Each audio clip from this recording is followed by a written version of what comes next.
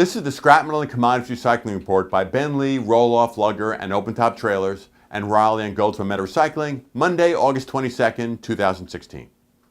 In this report, last week, many commodity prices rose. Wall Street hit new highs, and there were multiple positive economic reports. U.S. steel production came down a bit last week, keeping it in a tight range for the past few weeks as the U.S. economy continues its slow growth. Oil closed up a huge 9% for the week and is now up about 18% for the year. Very interesting data considering Saudi Arabia is pumping at record levels and Iranian production is the highest in years. Higher prices indicate the global economy is okay, not terrible. The oil rig count continues its slow creep back up.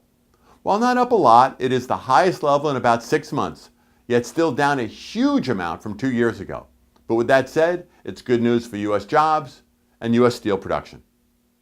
Iron ore closed the week at $61 a metric ton, up 1% for the week, and a big 10% for the month. $61 a metric ton is a huge number considering it was $37 a metric ton just 9 months ago, meaning it is now up 65% from that low. Scrap steel prices remain steady at a fairly low level. With continued slow economic growth and a moderate amount of imports, we could see small changes, if any, in next month's scrap prices.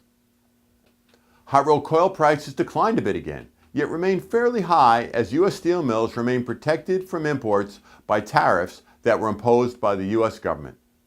Related good news for steel mills is that scrap prices remain fairly low, which supports solid profits.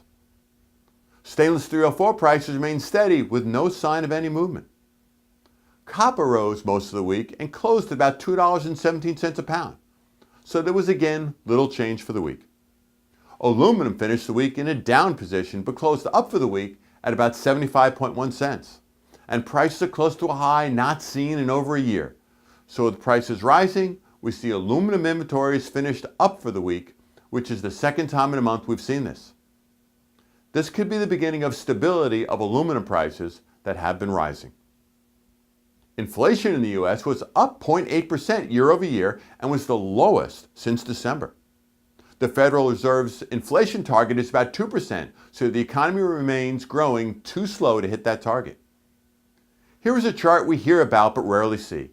The federal funds interest rate. Remember the days of 20% interest in the late 1970s? On the right-hand side of the chart, we see the federal funds interest rate is actually up a bit, but remains close to zero, meaning many of us are borrowing at 4, 5, 6%, or actually even lower. Americans filing for unemployment benefits decreased by 4,000 to 262,000, the lowest in 4 weeks. A solid jobs performance by the U.S. economy. Industrial output in the United States rose 0.7% in July. It is the biggest rise since November 2014, boosted by a 0.5% growth in manufacturing. Great news for the economy, which supports stable commodity prices. The Architectural Billing Index, the blue line, while down, is still over 50, meaning work for architects is growing, which is good news for construction.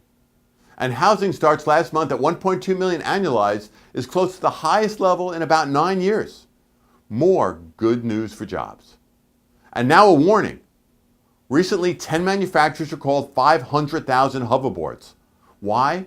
The lithium-ion batteries overheat and catch fire. For those of you in the scrap business, we suggest you be very careful about accepting these. We have banned them from our property. Lastly, we are very saddened to hear about the passing of Calvin Gordon, a great person, a great family guy, a great scrap guy. We had a couple of fun dinners together over the years. With that, we hope all have a safe and profitable week. My name is Greg Brown.